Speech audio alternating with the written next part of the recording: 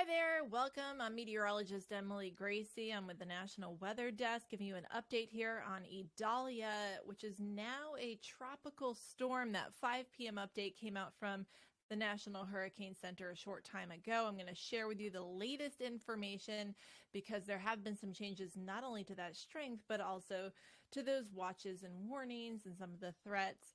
We're seeing a little bit of a shift in those threats for now. So let's take you straight to the radar here and show you exactly where Idalia is. This thing's been trucking along through the day today, moving pretty quickly. And now that center of circulation, that eye with tropical storm Idalia, is 40 miles due west of Savannah.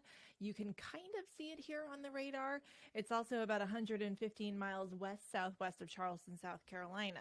So you can see most of that rain is spread up through the Augusta area into Columbia. There have been reports of severe weather, including tornado reports coming out of South Carolina. We've seen confirmed tornadoes now in South Carolina. A video from Goose Creek, South Carolina, showing a tornado touching down there. Now, Tropical Storm Idalia winds are 70 miles per hour, so it's still relatively strong as far as tropical storms go, but it is weakening with that interaction with land, so a little bit of good news there. But we are concerned still with that tornado threat as we go through the next several hours. I'll take a look at the satellite imagery here because this is unbelievable. We still have Franklin out there, and then you can really see Idalia moving through southern Georgia and into South Carolina here over the last several hours. So take a look here. It's quite active on the National Hurricane Center's map. We have, of course, Idalia, Franklin. There's Tropical Depression 11 out there and a couple of areas that they're going to be watching here over the next several days as well.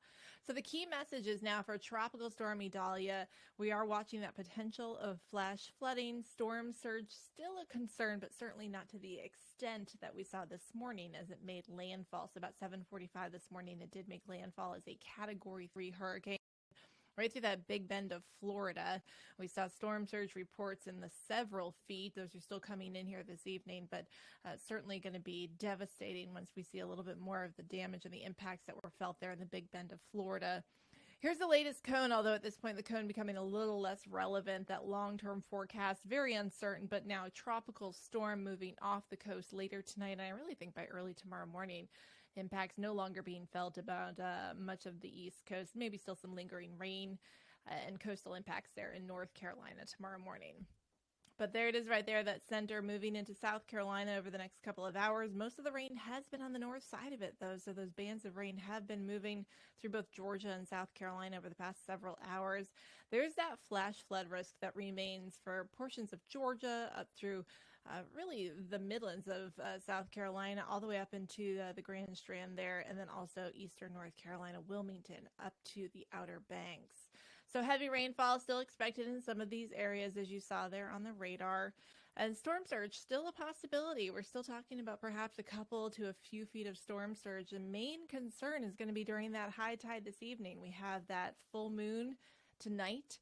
So places like Charleston, South Carolina, the peninsula, flooding very easily. In fact, take a look. I want to show you where we are right now. Let me refresh this graphic. But this is the tide gauge for Charleston Harbor. And they are predicting a tide at a level of 8.7 feet, which if you notice, there's in that pink zone, which means major flood stage. And if I scroll down here and you look at historic crests, the last time they saw a high tide with that level that high, it looks like it was back in about November of 2018. So it's been about 5 years since Charleston has seen water levels that high there in the harbor. If that does happen, that's predicted for this evening. So it's all about heavy rain potential along coinciding with that high tide this evening. So we'll be watching for that. The other concern that we've been watching for is that threat of tornadoes. So still tornado watches in effect for portions of Georgia, South Carolina, and North Carolina, mainly along that coastline. And I want to take you through the timeline here before we do leave because this is going to move pretty quickly out of the area. So take a look at that low, that center of Tropical Storm Idalia moving up the coastline there in South Carolina over the next few hours. And then this is by overnight tonight. That center is getting closer to North Carolina at that point and then moving off the coast completely by early tomorrow morning. So that's about 7, 8 o'clock tomorrow morning. We are seeing that center off the coast at that point. Still getting some onshore winds, though, in places like the Outer Banks. So surge still going to be a concern there for places like the Outer Banks. And then completely seeing an end to that rain by about later tomorrow, Thursday afternoon, Thursday evening. We should see that rain come to an end completely. So that's a little bit of good news there. Moving quickly, we are going to see this really start to weaken over the next several hours as well, but still some concerns in some of those areas in North Carolina, South Carolina, and Georgia.